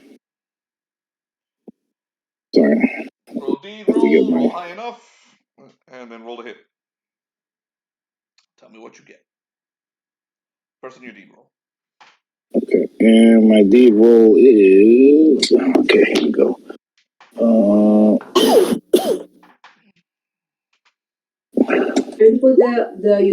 I rolled a 3. It works. Okay, so yeah, it barely works. It works. It works. The problem is, the thing is that it works. Yeah, okay. That's roll the hit. Okay. Fail this roll. roll. Not the cleanest landing, but it'll work. It will work. As long as it works. 20. Not natural, but... So you slam your blade into a mountain. Into a mountain. You rolled a 3 and you slide down quite a bit. All right. You have Skaar next to you trying to right himself. Do you assist him or do you grab onto him? Yeah, I'm gonna try. Let me see. Do I have to roll to grab onto? You don't need to roll. You just roll counts. Okay, so I just I grab hold on onto to him and you use all your strength and you hold him up. So Skaar, you and the Centurion you tried to save are both basically hanging off the mountain now. Well, he's the sword. You feel your sword get loose a little, the hilt get loose a little from the damage you just did to it. So you're holding onto an almost ruined blade, but you could feel the other sword calling to you, and you know its name already. You can basically just something about it is talking to you, it's speaking to you, and it's telling you, "My name is Mournblade. Take me to my brother." Mournblade. I was like, Gargoyle, can you take me up there? Can you fly me? I should be able to. Let me try. You don't have to roll. You can grab him and fly him right up to. You guys are right. Okay. It's okay. Okay. I put my sword away. So Skaar, fly him up to the sword. Yes, sir. Okay. You fly him up to the blade. You grab onto the blade, Nero. Oh, I have the power. No, I pull out the sword. I grab onto it. The sword is sticking out of the mountain, so if you pull it off and you're not being held by gargoyle, you're gonna fall. Mm-hmm. You're gonna fall off again. Just pointing it out to you. No, but I'm holding him. Am I not? Yes, you are. Okay, so you guys are not being idiots. So yeah, you he's yank the sword like out while the this. gargoyle holds you with his pinky or something. He's like this. No, I'm holding him by his armor. Okay, good. So as you pull the blade out of the mountain, you feel its power enter you. Okay, it is a +5 sword. Okay, +5 to hit and damage. Okay, you are not clear what it does, but you can tell that it's like Stormbringer, and it is thirsting for blood. Okay, it's like it hasn't eaten in a long time. It wants to be close to Stormbringer, and it wants to feed. Okay, the moment you grab onto it, you know you and this sword are pretty much fated together. You're not sure if it's forever, but you know it's going to be for right now, and you know this is what you need to win the fight above. So you feel its power. You do not know what it does. Just like Tyler, he's not really sure. There's nothing in the stats. You slice, and I'll tell you what happens. So the two of you are hovering there. Do you head up to the fight? Yes, we can see the fight from where we're at. Yeah, you can see it. You can see what's going on. You can see Mortalica hovering over the battle. Her back is to you guys. You can see the tank coming out of the wall. You're just below it. But Alex told me he was going to fly above the fight, so he continued to fly with you. I'm just going to assume he flies. It takes you directly above the battle. So you may jump into the next round. So roll initiative. Okay, I tell him to fly me towards her. Of course, Mortalica. My taxi services are being provided. Thank you. Roll initiative, both of you. All right. I'm sorry. Roll what? Initiative. Well, that's it'd be the 1d20 and plus whatever your dexterity is. Yeah, Alex, are you playing a warrior? Yeah. Okay, so it's 1d20 plus your level, which is +1, and unless you're a dexterity. different level. What's your dexterity? And then plus your dex. Hold on a second. Stupid thing. Agility +1 on the agility, and I'm +1 for your level. You're level 2, level so that means you get a +3. Oh shit! There's a difference after it. I thought there was rolled a 12 really good 12. 12 for Nero. I guess I rolled an 11. Skaar rolled an 11. I have added the two of you to the initiative track. You're not actually in the spaces I put you in. Okay, you're actually behind her. It's just I don't have space back there. So you let me know where you want to be dropped off when it's your turn. Okay. Okay. Well, he tells me where to drop him off, and I provide the taxi services. All right, so pretty princess, you're first. You have a Skaven right So- in front of you, swinging at you. So pretty princess smiles back at Irek. Is like, look what my magic staff can do. And then anyone who could see the black version of her sees the massive muscles flex as she smashes the poor rat in front of her with a fucking stick. Go ahead, roll the hit. Oh man, that poor fucking rat, dude. Oh man, that's gonna hurt. You guys haven't hit anything today. Yeah, well, this should hit. Yeah, that rat's 20! Natural 20! Oh, you Natural, real quick. What's a your natural fucking 20. What's your My crit table is 10. Wait, no, it's a crit table 3. Oh, that poor fucking guy. Roll your crit roll. Alright, it's a D10, so here we go. Ouch. A 7. Okay, roll for damage. Alright, so the stick was a 1d4, I think. So 1d4 plus 3. That's a 7. Okay. Yeah, so pretty princess swings that staff at the Skaven, hits him in the weapon because he's holding the blade. She hits him right in the arm, breaks his arm. The weapon goes flying into the air, and the Skaven, being an idiot, tries to catch his weapon and falls off the tank. It falls a good 40 feet down to the ground, and it doesn't move anymore. So that's one of them done. So, You see that? Magic stick. I might let you try it. It's really cool. You still have movement. You can move if you want. So she moves moves just outside the entrance of what looks to be the driving quarters. Mm-hmm. The entrance to the Skaven came out of a hatch. So the hatch. Yeah, is she? Okay. Can I peek in the hatch before I go in, or no? Yeah, of course you can peek in the hatch. Okay, I'm gonna peek in the hatch. Is there a whole lot of them in there? You're a fucking rogue. Roll stealth. Peek in the hatch. All right. And that is a +6. Oh, that's a D4. Sorry. Let me try that again. Here we go. That is a 20 unnatural. Unnatural. You very stealthy. So look inside the hatch. You see 2 Skaven there, and they look like they're piloting. One of them is controlling a weapon, and he's punching it because its smoke is coming out of it. You think that may be that big thing that is blew a hole through the Ultra-Humanite. So he's cursing at it, and there's another Skaven manning the machine guns that fired at Gark, I think. And they're both cursing and losing their freaking minds as they're firing at him.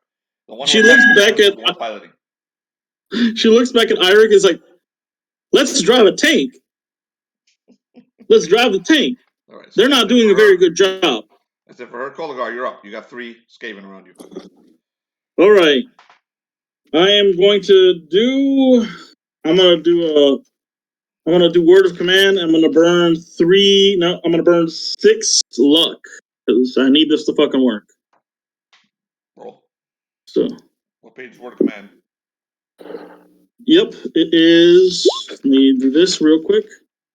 Fuck yeah, okay. It is page 268.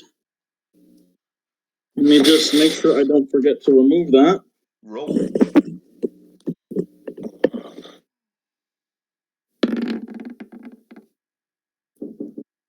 Roll 23. Yep. Okay.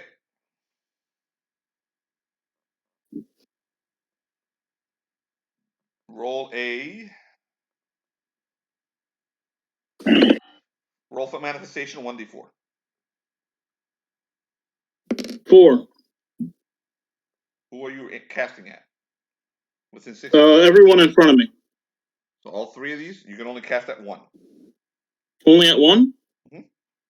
Fuck, that was a 23. Yep. Shit, okay, well. Yeah, I'm gonna cast at this guy and point over to this guy, I guess. I'm gonna point 2 of them at each other. And I'm gonna tell the one to kill the other. So I'm gonna point and say, kill. He rolls a 3, fails his save. Did you roll your manifestation? 1d4. Okay. Yeah, it's a 4. Okay. The word that you command appears in the sky in fiery letters directly above the battlefield. So the word that you told him. So what was the word? Kill. All right. So this one right here is the one you did the word of command on, right? So Yeah, I'll make a decision. He is now your minion. Nice. That's actually fucking awesome. Yeah. So it would be the guy that's towards the cannon. So this guy over here will be my buddy. The one that's towards the cannon? Yeah, the guy that's towards the cannon.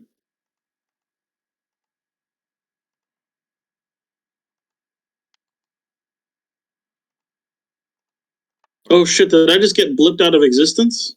I didn't do it, so you may have done it. I think I blipped myself out of existence. I didn't know I could do that. I was trying to delete lines. Could you bring me back into existence? What was your initiative? Oh fuck! I was high. Pretty Princess was 21. At Koligar, it was. It's higher than Ultra-Humanite, so I'm gonna assume it's fucking like, I don't know, 19, 17? 17, I think. Yeah, I'll put 7. Yeah, there we go. I didn't know I could delete myself. Good to know, everybody. All right, so you turn the one that's directly to your right. He's now your buddy. All right. So hold on a second. That's it for you, right? Yeah, is there a duration for how long he's my buddy? Yeah, roll 1d6. And what's your level?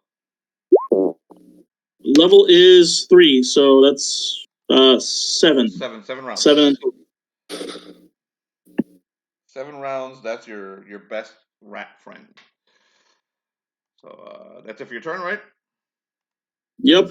I'm just gonna mark the guy I want him to kill. Okay. There we go. On his ass with a hole in his chest. Someone remember, you got to throw him a heal if you want, or you're gonna have to roll later and check on him. Yeah, well, Gark, we're in a situation where, it's kind of like trying to heal someone in the middle of a firefight. It doesn't work. I get you. Gark, go. You're up. All right.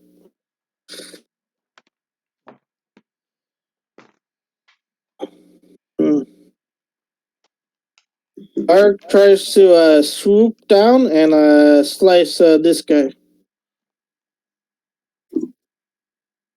What guy? This rat. Okay. So he swoops down and slices at a rat. Roll the hit, man. Yes.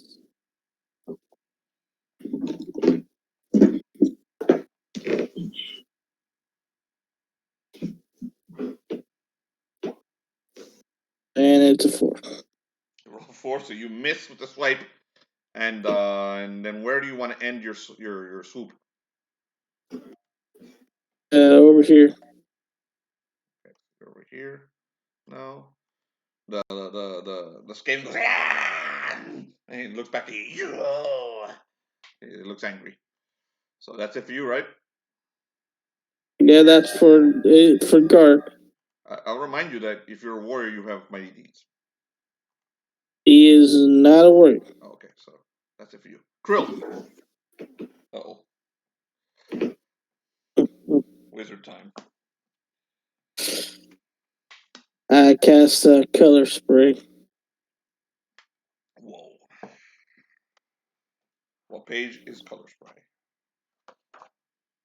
Let me get to that real quick.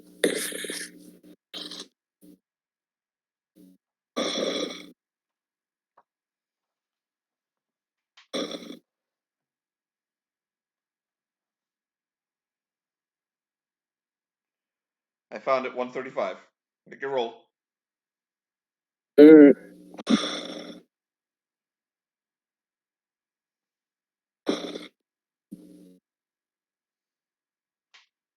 I have learned to hunt pages real quick. 14. Jonathan and John. Well, John, sorry, not you, Jonathan. What'd you roll? 14. 14. Okay, roll a manifestation.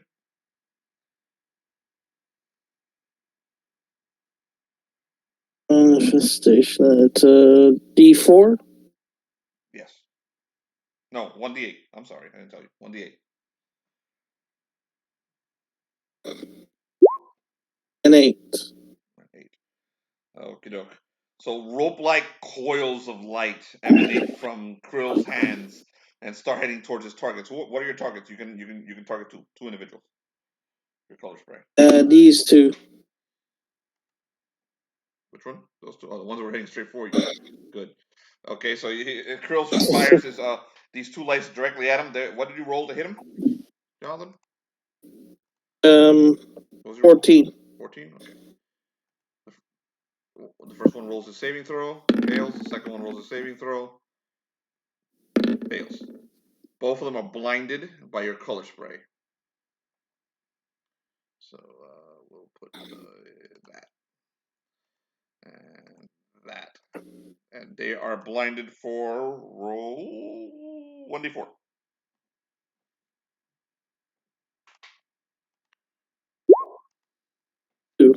Two rounds. So we have one charmed and two blinded for 2 rounds. Those rats stop in their tracks like, we cannot see. Use your nose, fool. So they both start sniffing. So that's it for Krill. Nero. Me? All right. Are up. Skaar is sending you straight for Mortalica, who's hovering there with lights coming out of her body. So what are you gonna do? I'll assume he's directly above her. Yes. Okay. I'm going to attack her, but before, because I gotta stop her. She's gonna do an attack on my friends. That sure looks like what she's up to. Yeah. All right. 100%. She's not gonna give us cookies. All right. So I was like, we have to go there. So I mean, I want to come in close and attack her. So you're gonna drop off of him and jump down? Yep. I'm gonna yeah. All right. So you leap down. So I'm gonna do directly behind her. Pull your sword out. Stormbringer. What are you gonna do? All right. I'm gonna go and attack her, but right before I attack her, I whistle to like break her concentration. Just stabbing her with Stormbringer will break her concentration. Don't worry. All right. Mournblade. I'm sorry, Mournblade. Stormbringer's sister. Stormbringer's emo. So go ahead, roll your. All right. A 5. Your D. That's your D, right? Yes. Whoa! I thought you meant that was your actual roll. No. What are you doing? I am going to stab her. I'm going to run her through. If you attempt to club her, to club her, or do anything other than stab her, Mournblade will still stab her. Just so you know. No. I'm just warning you. All right. No, don't worry about it. she tried to kill me. So roll a hit. I think all bets are off at that point. She roll a hit. Threw me all through. All right. 42. 42 you roll a hit? Yeah. You bring the sword across and slice down through her body. She screams at the top of her lungs and rolls a saving throw against a 42. So I'm not even going to add her bonuses. She has to roll 20. It's the only way that she's going to make it.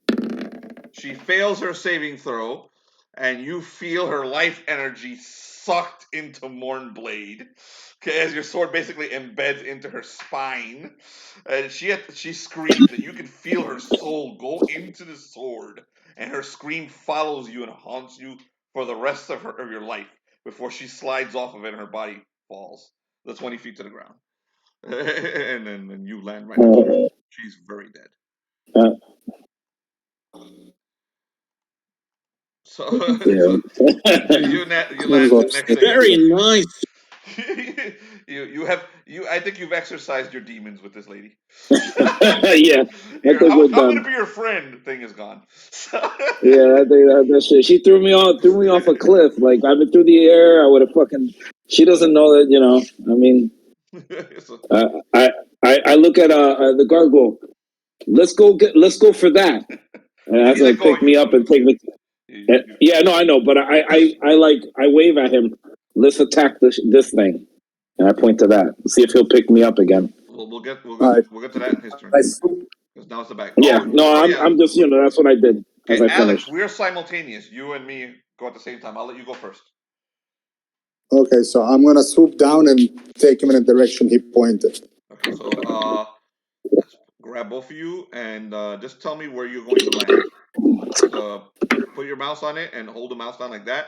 If you hold the left click down, it'll mark it, and I can see where you're going to land. Yeah, I think gargoyles. It says it can fly 60. You can make 60 spots. So that's 6. That's like 6 spots or something. Don't worry about 6 it. squares. Don't worry about it. The maps are rough estimations. Just tell me where you want to land. You can land anywhere here. Are you asking me? Yes, you. Yeah, left click and then hold down the left click and where you want to land. No, the map is not properly loaded on that thing for me. Refresh, you'll see it. Refresh the page. Yeah. Hold on.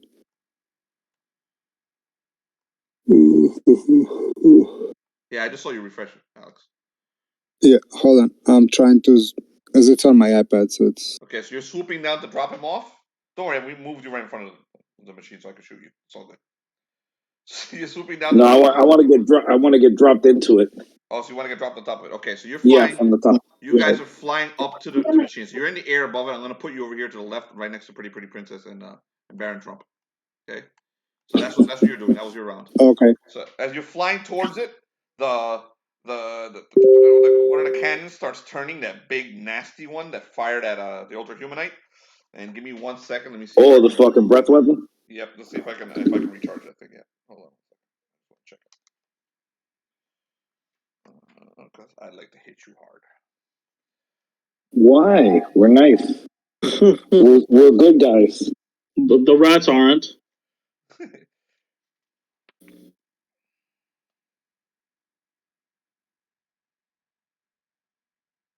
While you're doing that question, Koligar noticed that the priest died. Yeah. So you guys see the little thing go and it turns and it aims right at the gargoyle. Alex rolled a. That's not good. That's not good.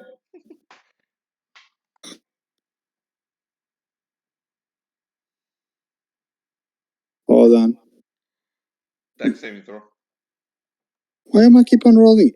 I'm rolling 8 and 8, and I think this thing is broken. He's the 8 man. No, but I mean, I think everyone I rolled today was like an 8. This is. You only ever rolled an 8. How about somebody else roll for him? 1d20, and what is your dex bonuses? Hold on. I can't confirm that he's been rolling. Yeah, he rolled like 2 8s in a row. That's fucking great. Nothing but 8s today. I'll let somebody else roll because all he's got is 8s. Who wants to roll for him? My +1 on agility. Do I add my my level or no? No. My roll wasn't any better, Alex. You want to stick with the 8? Okay, the beam fires at both of you. It hits you. I'm going to let Nero roll a save also. Okay. This is where Nero dives off. He's like, ah! He's like, peace, flying monkey.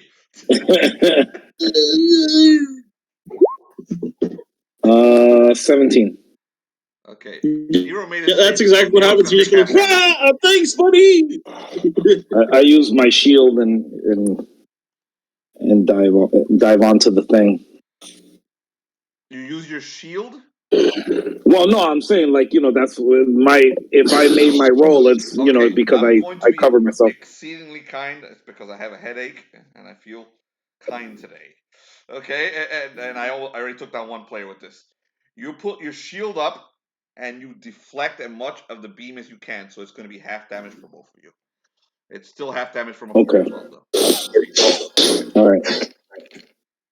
21 damage. All right. Goddamn. Oh, both of you still up? Yes. You're still up? How about you, Alex? Hold on. So, 21 damage, you said? Yep. Well, I guess I'm passed out. Okay, so Skaar is blown out of the air. He does a couple flips and lands on the ground. He's out of the fight. So remember, heals. If you guys heal these two within a round, they will be okay. Otherwise, they got to roll a death save. So throw heals. Everyone's healed. Cleric. So Yeah, Nero is I'm badly aware. hurt. I'm pretty sure. 21 damage off Nero as you fly What down. level's the Ultra-Humanite? Yeah. The Ultra-Humanite is on his ass, and so is Scarb. The Yeah. taxi service What level is level 2? Level 2? Okay, Yep. so I'll get the monkey and then I'll get the other one. Okay. So Scar's out of the Oh, fight. Skaar falls right there. Oh, that's the okay. machine gun. The machine gun got taken. The machine gun guy got taken out. So the machine gun is now working. It's just and firing off into nowhere. So let me see. Hold on. How many of these Skaven are left? Okay, we have this one. Tyler's friend, Koligar's friend, jumps in front of this one and slits his throat. What's your armor class, Koligar? 17. So he's like, I have you, my friend. He jumps over and slits the throat of his buddy. And then the other one attacks you.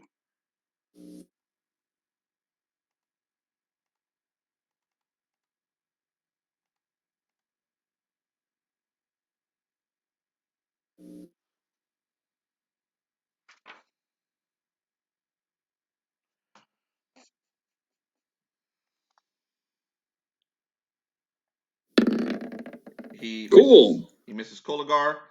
These two here are sleeping.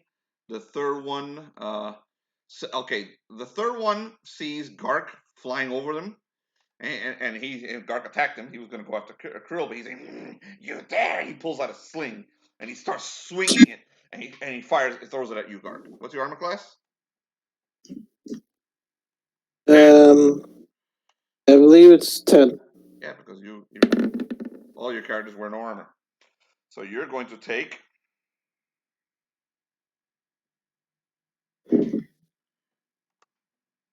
1d5 damage.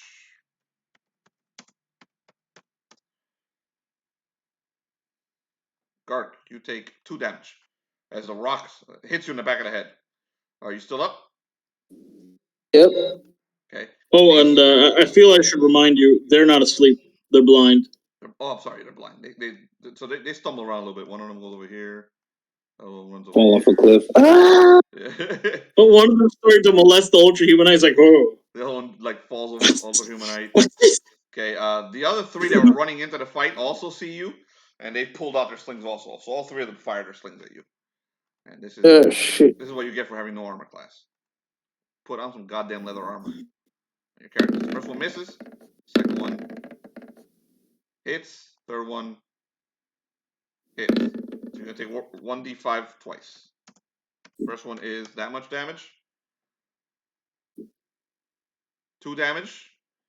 So Gark, is he still up? Nope, he's down. Gark's little swing through the air ends with him collapsing over here. Yep. Monkey got slapped through the air. So the great adventures of Gark have now taken him to the floor. So 3 characters are down. Skaar doesn't get around. He got knocked out. Pretty princess. We're back around. Your turn. Krill? We are getting close to 10 o'clock. I'm going to assume you guys want to finish this fight. Yeah. All right. Yep. Pretty princess, you're up. Also, Krill? Krill? I don't think he went. Krill, go. No, Krill. Oh, I skipped over Krill. He got hit. Krill? He's the one that got hit by the sling, right? Krill or no? No, that's dude. He cast. Who was that? Oh, okay. That was one of the monkeys. Krill cast blind. He blinded 2 of the freaking of the. Oh, that was last round. Yeah, it was the Skaven that were moving. Okay. Oh, okay. Jonathan, you're fucking confusing me, asshole. Yeah, you confused me, Tyler. Fuck you. Jonathan confused me too. I'm blaming Jonathan. Welcome. Pretty princess smiles. Another mischievous smile at Irek. You want to see more magic spells? I know sleep. Watch this. She sneaks up to one of them while she's still stealth, and she fucking smacks the guy over the head that's using the cannon. Oh, the big cannon, not the machine gun, right? Nope, not the machine gun, the big cannon. All right, go. You get an additional. Oh wait, that's technically a backstab, isn't it? Though it is a backstab. Put your bonuses from backstab. Oh shit! This poor son of a bitch.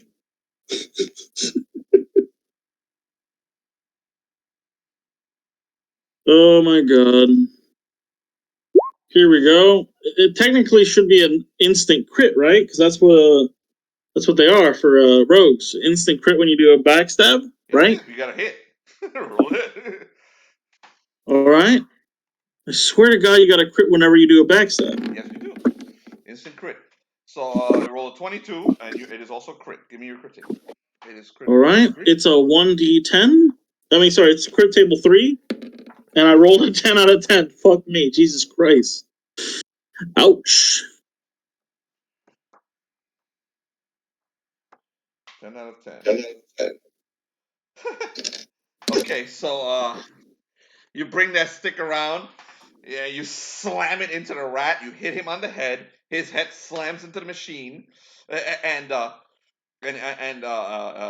you see like blood come out of his ears. That he stops moving. He twitches a little bit before he slides off of it, and you see the machine jam, and it becomes smoke starts to come out of it. As you land right in front of it, you happen to look behind you, and you see the largest Skaven you've ever seen. He's not the size of, he's not as big as one of those the giant rat devil that Nero got transformed into. But he's large. He actually has horns, like goat horns all around. And he looks at you like,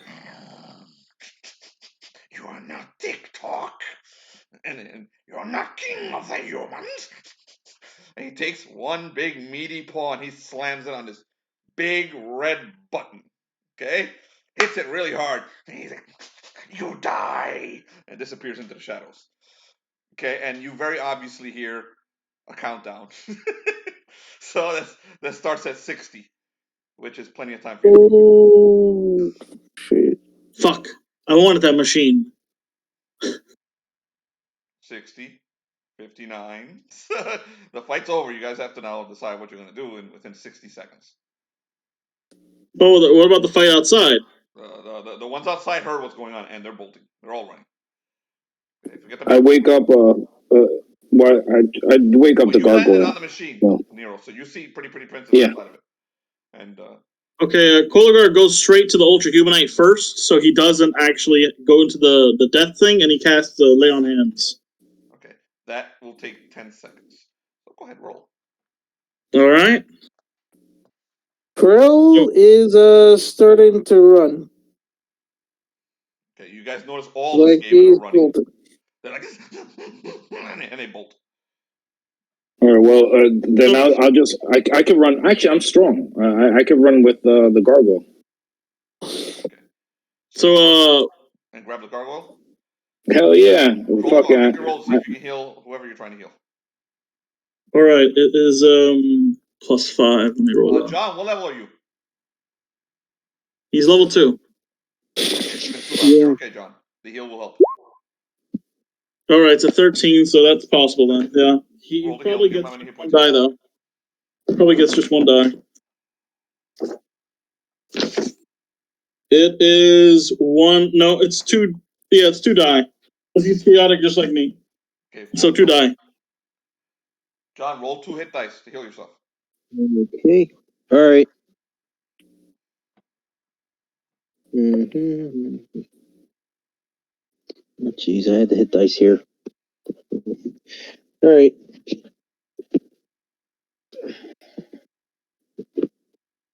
So, yeah, Pretty Princess. Wait. Let's finish this one thing first. One thing at a time. You have 60 seconds. You're dying. Yeah, 10 seconds dude. What class is you? What class are you, dude? I'm a manimal. Oh, I'm an animal. Okay, well, the two of you figure that out. Nero, you grabbed who the gargoyle? Yeah, the gargoyle. I threw him over my shoulder and I ran.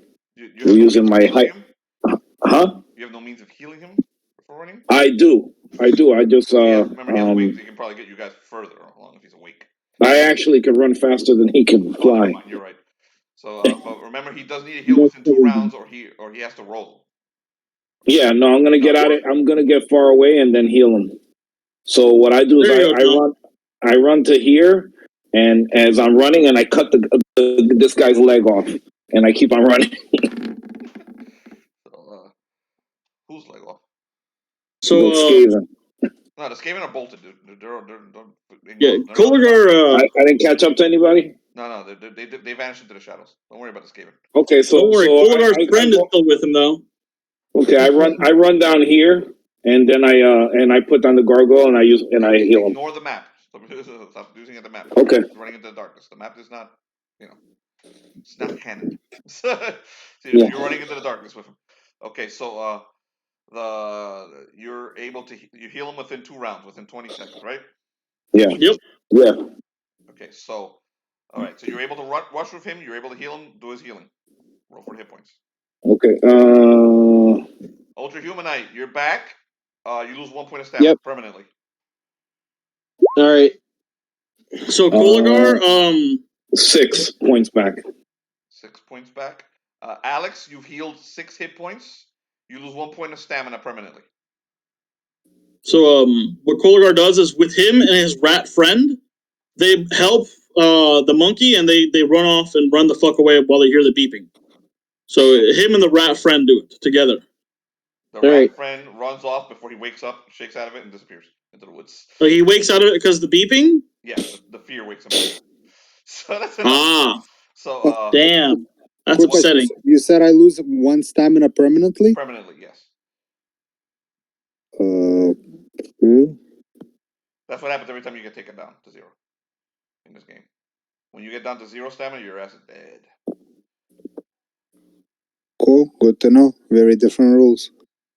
Nice, ain't it? It's much deadlier. Oh yeah, it's brutal. And if they hadn't thrown you a heal, you would have to roll to save or die, which is about to happen to Gark because no one bothered to heal him. Yep. So cool. Krill, what do you do? Krill is running as fast as he can. Okay. So Koligar, as he's running away, he notices Gark and he's going to deal with him. But I want to get the pretty princess real quick. So she notices the beeping and she looks around a little bit and then she's like, "Hey, you can fly, right? This thing is going to go boom boom." Irek says, "Yeah, I can fly. You want to leave?" "I want to fly too. You should teach me. But not now. Let's get out of here." Irek is like, "You got to fly." "So this is going to go boom boom?" "Yeah. Don't you know everything that goes beep, beep, beep, beep is going to blow up? That's why everyone's running away." Walks up to the red button, puts his hand on it, and casts Mend. And the entire tank is repaired completely, and the alarm stops. He looks at you. How about that? Is that better? "Oh, I can do that too." She casts Mend with the stick and effectively does nothing. "See? Magic stick." Okay, so the rest of you are still running. You hear that beeping sound stop. And who's gonna heal poor Gark who's on his ass? Yeah, Koligar ran over to Gark and because he didn't get far enough away, he heard the beeping stop. He's like, "Oh." So he goes over to Gark, he's like, "Wake up, monkey." Slaps him in the face with healing. Okay, roll the heal. Gark, I imagine, is chaotic just like me, so there you go. Yep, you're good. You get fucking... Yeah, you get 5 hit dice, man. 5 hit dice back, you lose 1 point of stamina, Jonathan. Those of you who just started playing DCC, that is, Alex, you may recover that stamina through RP. Like, say, when we have a moment when your characters are resting for 2 or 3 weeks, say, "I worked out. I ate some vitamins." and then you ask me, "Can I get some stamina back?" And I'll give it to you. No one ever remembers to do this. So you can't do it. Your friendly neighborhood cleric. Yeah, or I did it. Friendly neighborhood cleric, he can actually give you back the stamina. But no one's ever Okay, done that wait. either. So Have restore I can get my stamina back to normal, or just yes, the you hit get point? back to normal if you talk to your cleric, or if you like when you're resting for 2 You or 3 work out. days, or just chilling. So if I make myself some beet juice, I can recover. Yes. Yeah, but it you usually make takes the weeks beet to a month. juice, and you spend 3 weeks drinking the beet juice, you'll get back your stamina. You gotta tell me. Yes. Then I'll tell you what happened. I did that before. Yeah. With Okay. Remember after I died? Yeah, I think Okay. you and the lion have both done After the battle, I'm gonna go make a smoothie. Okay. So also your cleric can do it. If you talk to a cleric, they can do it. So Yep, there's a there is clerical spell in for this that. group, and there's another one that occasionally shows up too. So Maybe he's currently, I don't know. so the He is battle's over. COVID right now. Maybe I'll just buy some herbs. So yeah. I thanked the gargoyle. I was like, thank you for catching me. Do you guys do a predator thing? Because you actually work as a team You together. son of a bitch. You My son of a pleasure. bitch. So, Koligar slowly makes his XP. way back to the ship. That's it. We're done. We'll continue what happened with the fucking tank next week. 4 XP for Okay, we everyone run. involved in this fight. We run this chick's pockets, the one I killed. Yeah! Yeah. I love robbing dead women. So good. Nero runs over. And She's the dead. dead woman. Nope, she don't care. This is He the goes loot over that to she her, had ass cheeks from, are like, what 7 you days got? ago. That you guys never bothered looting the first time you arrested her. She has a wand of a wand. I'm sorry, it's a wand. Okay. You need a wizard to identify it for you.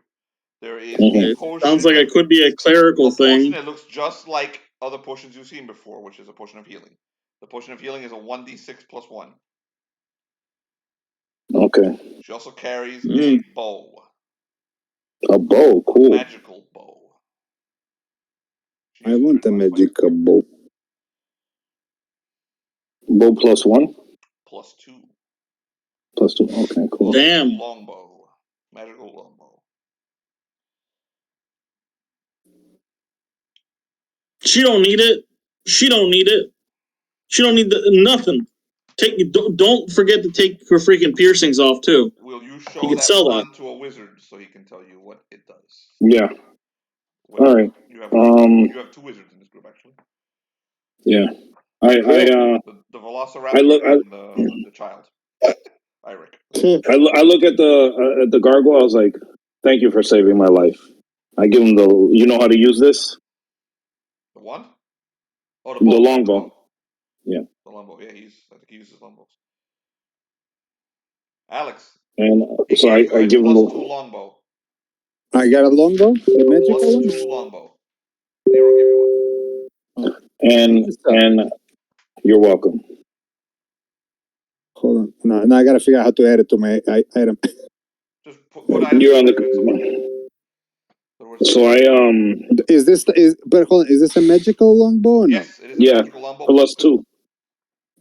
Okay, so just the +2. Yeah, it's a +2. And I go see Krill so he can inspect the wand. Krill? Jonathan? Will cast Detect Magic. Alrighty, roll. Felipe. Yes, sir. What's the deep damage on the bow? Tyler, can you go into the book and assist the DM to give him the damage of a longbow? Short bow or long bow? Long bow. That might be a 1d6. I gotta double check. No, I think short bow's 1d6. I think long Okay, bow's I got a 25. 25, hold on. Give me the page for Detect Magic, Jonathan. Long bow is 1d6. 1d6. Don't worry, Jonathan, I found it. Oh wow. Oh, so it's the same as the long bow and the short bow, exactly the same? They used to be different. Just further away. No, you're thinking of D&D. This is Dungeon Core Classics. Dungeon Core Classics damage is more or less fuck you. So Jonathan, what'd you roll again? 25? Yeah, 25. Roll. No, don't roll anything. The only difference is distance. Yeah. You got it, Jonathan. It is a wand of paralyzation. Will save 15. It works like the paralysis spell. The paralysis spell has a +5 to it. You would roll with a +5, and then the will save against it is 15. Felix, if you're keeping the wand. God damn. Nero. Who's keeping it? I mean, I can't use this, right? You can use it. Anyone can. Huh? I can? Yeah, you absolutely can. Yep. Cool.